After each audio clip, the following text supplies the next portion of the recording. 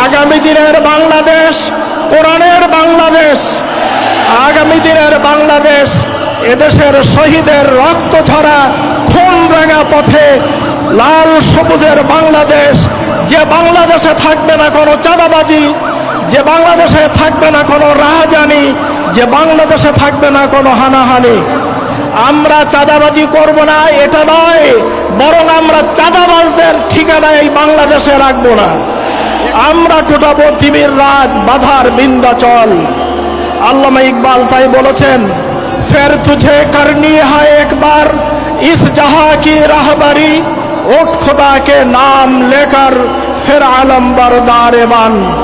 সম্মানিত উপস্থিতি, আমরা ফাঁসিতে গিয়েছি, আমরা গুলিতে শাহাদাত বরণ করেছি, আমরা জেলখানায় গিয়েছি, আমরা পঙ্গুত্ব বরণ করেছি।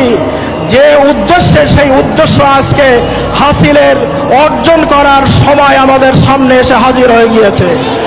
বন্ধুগণ, এই জমিনকে আমরা কোরআনের রঙে রঙিন করতে চাই, রসুলের আদর্শে আমরা এই দেশকে প্রতিষ্ঠিত করতে চাই।